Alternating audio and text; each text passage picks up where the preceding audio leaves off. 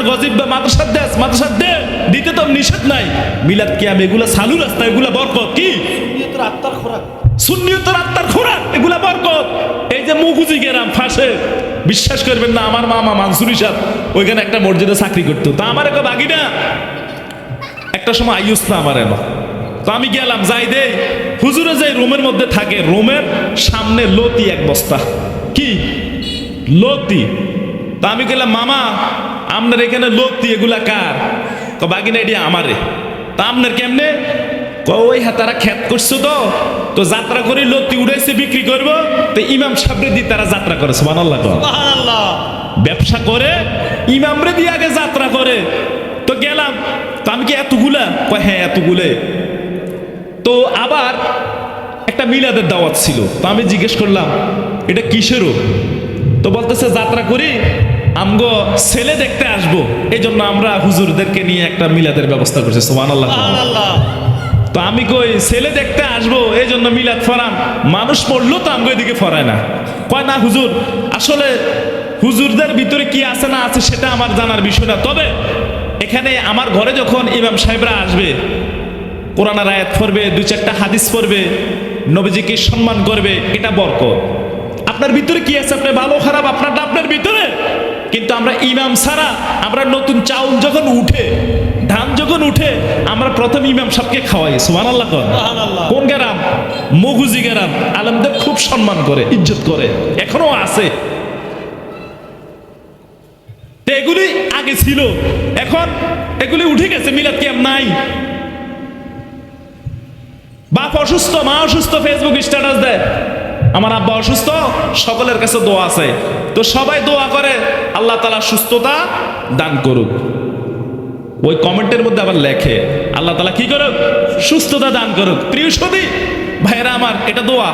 হ্যাঁ, আপনি যখন রুগী, আপনার বাপ অসুস্থ অথবা আপনার বন্ধু অসুস্থ, সিস্টেম হচ্ছে আপনি রুগীর বাড়িতে যাবেন ফল ফলাদি নিয়ে, আপনি রুগীকে দেখবেন, সিস্টেমটা তো এরকম। আর এখন কি করে? ফেসবুক স্ট্যাটাস দেয়, আর দোয়াও সেইভাবে করে, ইমাম সাহেব লাগে না। এই জন্য এগুলো থেকে আপনারা বিরত থাকবেন। দোয়া আসলে ইমাম সাহেব দিয়া করাবেন, সেটা বরকত। আমার এক মামাতো ভাই হুজুর, আমার এক মামাতো ভাই স্কুলের পিছন দিক দিয়েও যায় নাই, ক্ষেত খামারের কাজ করতো। আফর মামাতো ভাই এ কয়েকদিন আগে বিদেশ থেকে আসছে, আবার চলে গেছে।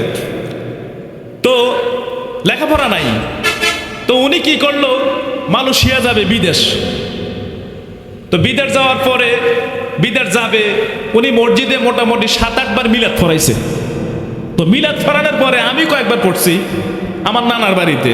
তা আমি মামতো ভাইরে জিজ্ঞেস করতেছি, ভাই আপনি মিলাদ ফরান কি জন্য? কয় বিদেশের একটা লাইন দিছি। তো বিদেশের লাইন দিছেন, পাসপোর্ট করছেন নি? আমি জিজ্ঞেস করি কি পাসপোর্ট করছেন নি? পাসপোর্ট করি না করিগুম। কি করি না করিগুম? তা আমরা তো খালি মিলাদ ফরান। ফরাই অসুবিধা কি? মিষ্টি 10 কেজি লাগে, নইলে 5 কেজি 10 কেজি লাগে, অসুবিধা কি? দোয়ার দরকার আছে তো। সে কি মূর্খ? তবে সম্পত্তি আছে অনেক, আমার মামাদের অনেক সম্পত্তি, ক্ষেত খামারি কাজ করে, ধানের কাজ করে। তো সে মালয়েশিয়ার লাইন দিয়া কোন রকম মালয়েশিয়া গেছে।